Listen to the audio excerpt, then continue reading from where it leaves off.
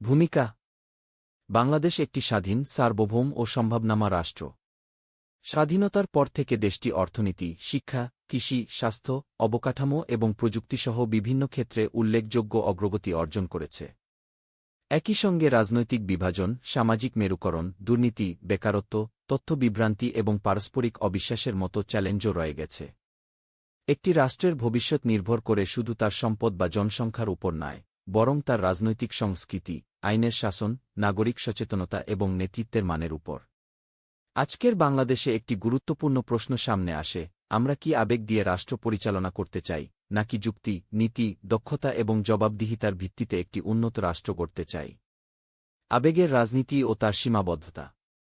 আবেগ মানুষের স্বাভাবিক অনুভূতি। দেশপ্রেম, ভাষার প্রতি ভালোবাসা, ধর্মীয় অনুভূতি কিংবা সংস্কৃতির প্রতি শ্রদ্ধা, এসব একটি জাতিকে শক্তিশালী করে। কিন্তু রাষ্ট্র পরিচালনা শুধুমাত্র আবেগ দিয়ে সম্ভব নয়।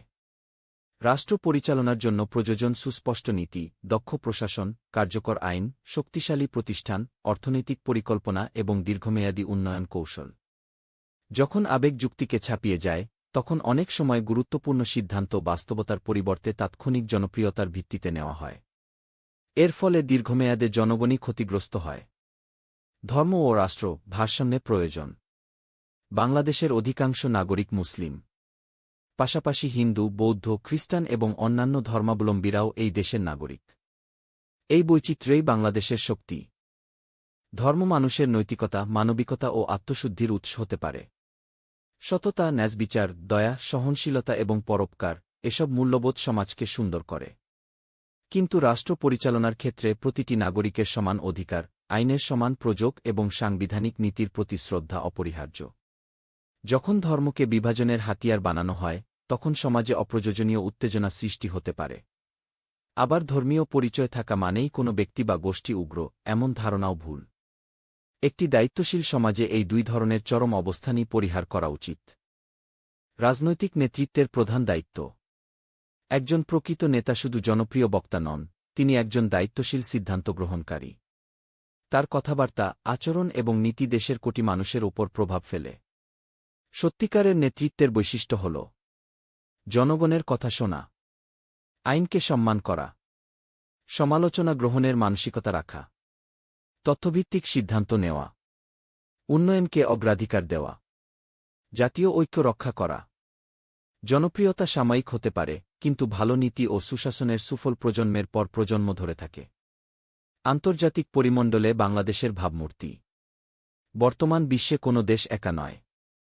বাণিজ্য, শিক্ষা, প্রযুক্তি, বিনিয়োগ, কূটনীতি এবং নিরাপত্তা, সব ক্ষেত্রেই আন্তর্জাতিক সম্পর্ক অত্যন্ত গুরুত্বপূর্ণ। বিশ্বের সামনে বাংলাদেশের পরিচয় হওয়া উচিত একটি শান্তিপূর্ণ রাষ্ট্র, একটি কর্মমুখী জাতি, একটি উদ্ভাবনী অর্থনীতি, একটি দায়িত্বশীল উন্নয়নশীল দেশ, একটি সহনশীল ও মানবিক সমাজ। যদি দেশের ভেতরের উত্তেজনাপূর্ণ বক্তব্য বা সংঘাত আন্তর্জাতিক সংবাদে বেশি গুরুত্ব পায়, তাহলে বিদেশি বিনিয়োগ, পর্যটন এবং কূটনৈতিক সম্পর্কেও নেতিবাচক প্রভাব পড়তে পারে।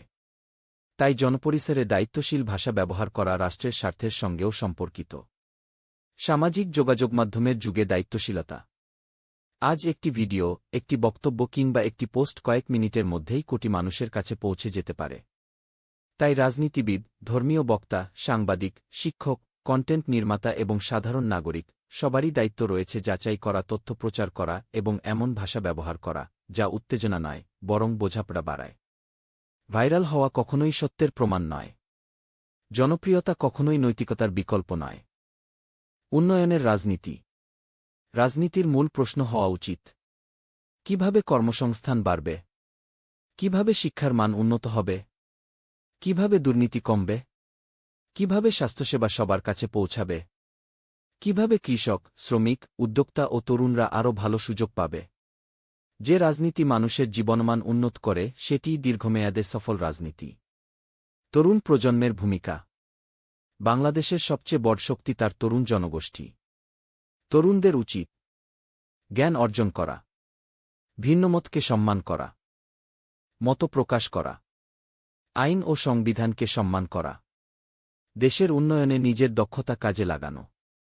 দেশপ্রেম শুধু স্লোগানে নয়, সততা, দক্ষতা এবং দায়িত্বশীল কাজের মধ্যেও প্রকাশ পায়।